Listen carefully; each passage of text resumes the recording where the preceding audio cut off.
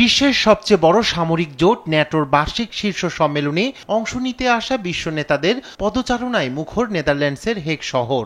Ukraine Russia যুদ্ধ ও Iran Israel সংঘাতের মধ্যেও আলোচনায় স্থান পায় প্রতিরক্ষা বাজেট বাড়ানোর প্রসঙ্গ।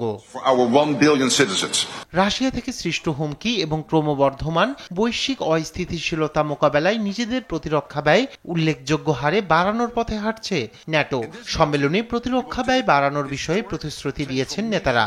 এদিন জোটের সদস্য দেশগুলোর সুরক্ষা নিশ্চিত করার ব্যাপারে নিজের প্রতিশ্রুতি পুনর্ব্যক্ত করেন ট্রাম্প। এই প্রতিশ্রুতি ট্রাম্পকে জোটের প্রতি তার অঙ্গীকার নিয়ে সন্দেহ দূর করতে উৎসাহিত করবে, এমন আশাবাদ ইউরোপীয় মিত্রদের। রাশিয়ার হুমকি ও আন্তর্জাতিক নিরাপত্তা পরিস্থিতি বিবেচনায় আমার সহকর্মীদের মধ্যে একটি পূর্ণাঙ্গ ঐক্যমত্য তৈরি হয়েছে।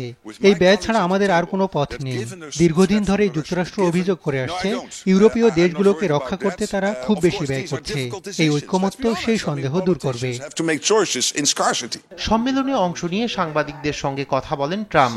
ইরানের পরমাণু কর্মসূচি যুক্তরাষ্ট্রের হামলায় অন্তত কয়েক দশক পিছিয়েছে বলে মন্তব্য করেন তিনি। মূলত কয়েক দশক পিছিয়ে গেল ইরান। আমি মনে করি তারা এর মধ্য দিয়ে নরক যন্ত্রণা থেকে বেঁচে গেল।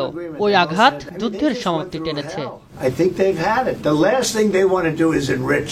ইরানের বাইরে গাজার যুদ্ধ নিয়েও মন্তব্য করেন ট্রাম্প। গাজায় যুদ্ধবিরতি ও বন্দিমুক্তি চুক্তির বিষয়ে বড় ধরনের অগ্রগতি হয়েছে বলে জানান মার্কিন প্রেসিডেন্ট।